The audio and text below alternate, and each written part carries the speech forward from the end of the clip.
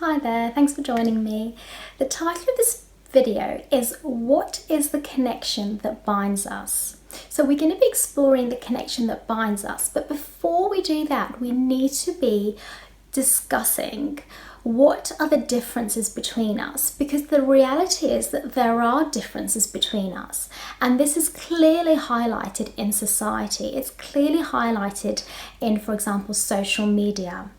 So I'm going to list some of the differences that has come up and that is highlighted in society. One of the differences is culture. Another difference is background. There's also difference in socio-economic class. There are differences in race, just like there are differences in lifestyle and the life choices that we make. There are differences in our opinions. There are differences in gender.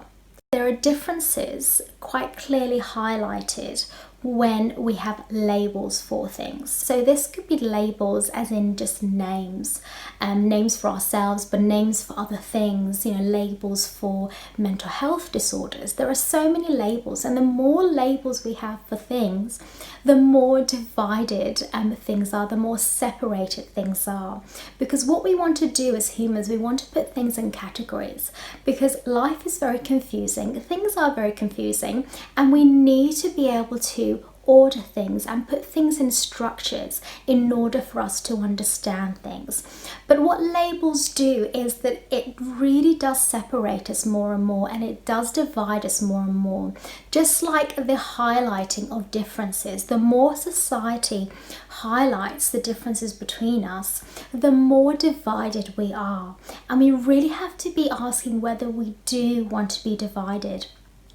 And social media is a platform that we use to connect with each other. But you could argue that actually social media is not necessarily helping with connecting with each other. But in actual fact, in a lot of ways, it could be there to divide us more and more. So it's really how we use social media, being aware of some of these things to make sure that we are connecting rather than dividing. So the differences in each other we see, the differences there are, and the differences that we perceive in each other, just really reflect the differences that we have in ourselves, okay? So really, when we judge other things, it comes down to, and I know it sounds really simplistic, but it really does come down to the judgment that we see in ourselves, what we see in ourselves. If we do not accept the differences in ourselves, then we are not going to accept and love the differences in each other. Because we really have to think about whether it matters that we have got differences. Does that actually matter? Differences in each other and differences that we see are meant to be there for a reason. It's there to be seen and to be felt. We need to understand differences and really going deep with these differences to really understand why it's there and what it's actually doing. And what it actually is doing is helping us to connect with each other, funny enough, because the differences and connection are all on the same scale. If we understand the differences, we can get closer to connection and how we can actually connect better with each other. The difference that we feel does lead to a feeling of being lonely. Feeling lonely is quite a normal human natural feeling that we have, because yes, we are quite alone. We're all individual and we are quite alone in this world. That's really part of the reality. But just because we are alone, it does not mean that we're not connected. I think sometimes we feel that because you're alone, there's no connection, but it's just a feeling of loneliness that we feel because it's also the reality of things that we are actually alone here as well. So I'm going to use an example here of someone that seems very different and very separated, very isolated from society, and someone that feels a lot of shame, and we put a lot of shame on this particular person. So I'm going to take an example of a drug addict here, okay? They are very much judged in society. We do seem to, as a society, struggle to understand why this person is a drug addict. What's happened that's made this person to a drug addict. I don't think we really are thinking about why and where this has all come from. Rather, we are putting a lot of shame, a lot of judgment onto this person. But maybe what we should be thinking about is that how situational this is and how their background would have led to their mental health condition, so their mental illness, or I call a state of being, the depression that they would have felt. And that depression would have led to a drug addiction. We think of drug addiction as just a drug, and that can make anyone addicted, but actually it's more than that. It's more the depression that we experience that is more likely for us to lead to a drug addiction. Then we need to ask, could that drug addict would have been us? Could that have been us? If we were brought up the same way, we had the same childhood, same upbringing, same situational, environmental factors around us, and therefore led to a mental health condition and maybe felt very disconnected from the people around us, could that drug addict be us? And it's very possible, if not very likely, that it could have absolutely been us. But that's one of the things that we fail to understand.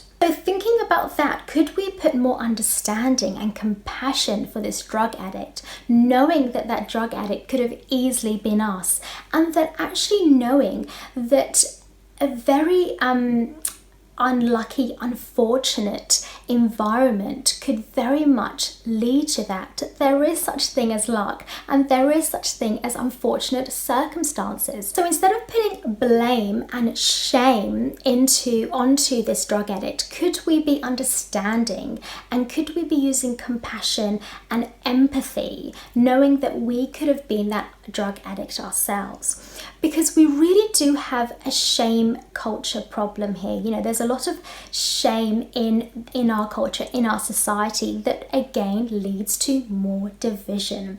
The more shame we put on someone, the more divided we're going to feel, because we feel shame ourselves. Remember, we are just a reflection of everything else, okay? So if we feel and are experiencing something in ourselves, it's only because it's there as well. It's all the same. Let's go back to the question of what is the connection that binds us? And I've put this down into really one statement, one sentence. We are connected by the shared and interactive space that we all share, we all experience in the same space on earth. We are bound, we are connected by many things. And I'm going to now list some of the ways that we are connected. We are connected by breath. We are connected by our feelings. So think about when you've been hurt by someone. Knowing how it's like to have been hurt, then that knowledge would help us to know what it's like for that person to have been hurt as well. So by knowing ourselves and by the feeling that we experience, then we could know the other person, knowing that they would have felt the same way as us. Yes, it might have been manifested in different ways, but it's still feeling. Everyone feels, and that's one way that we are connected. Another way we're connected is by understanding and knowledge of numbers, mathematics. We are also, funny enough, connected by our differences. By understanding that we are connected, we can build better relationships with each other. We can think about how we are connected and what that means, and how we can be better connected with each other. By understanding ourselves, remember, we can understand other people, and that's how we can connect. I'm now going to share some tips here. Tip number 1. List 5 things that connect all humans. So we've talked about some of the ways we're connected, but I like you to think about at least 5 other ways that we are connected as humans. Tip number 2. Acknowledge the differences and understand it's meant to be there to bring you closer to the truth of connection. Difference is there, and it needs to be there because we're all different, but it's also there for us to understand that we are connected to. Tip number 3, find specific differences for yourself and between yourself and someone else, and think about what those differences are. So it just could be someone who is very different to you in terms of their different opinion or different life choice. Next time you notice these differences being highlighted, understand what that difference is doing to you and to your relationship with this person. So maybe this person has got a different opinion to you. Next time you come into an argument maybe with that person, think about what that actually is doing to your relationship and how that's manifesting. And sometimes, and this is where awareness comes in, sometimes we don't realize things, but when we feel so strongly about something, we get very annoyed, and we may not put that into thought because we're not aware of the thought, but we can generally see it in our bodies when we feel that heat in our bodies, that tension in our bodies. And maybe it's just a reaction that we've had from that conversation with that person that also shows us as a sign that we've been affected, we've been feeling quite a lot of discomfort from that conversation. Then ask yourself these questions. Do you want to live divided? Explore what division between people can do. What would division between you and others do? So think about the division between you and this person, the differences between you and that person, and what that leads to. So what would the division, what would this separateness, so what would this disconnection between you and that person lead to? What would that mean? Because for every choice, and I've said this in a previous video, for every choice we make, there's a consequence. And whether we realize it or not, but even on such a small scale as just having a conversation with someone and making us feel quite annoyed by that because they're so different and we don't seem to understand them, they don't seem to understand us, because remember it works both ways, then that could easily, and it does, affect the rest of our lives, our family's lives, the people around us. But also then it affects society. It all has an effect on each other. Just to round up here, as a summary, I just want to highlight again that yes, the reality is that we have got differences between us, but that the more differences, the more labels we put into things, and the more these differences are highlighted, and somewhere like, for example, social media and other ways as well, then the more divided we are going to be. And the more divided we are, that is just going to lead to its own consequences. So we really need to be thinking about what this division, what these differences can lead to, whether we want that in our own lives. So we need to be thinking about, what do we want in our lives? Do we want to maintain these differences, this separation between each other, or do we want to be connected? What does connection bring? Well, connection brings a lot of wonderful changes in society. If we are connected more, and we are connected in ourselves, understanding our own psychology, then we are going to be connected more with the wider world and each other.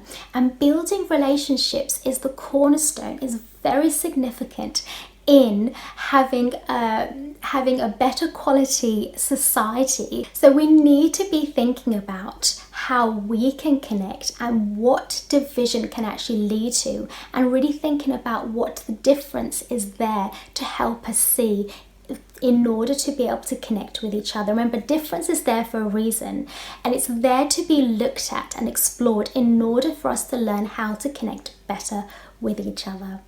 Until next time, take care.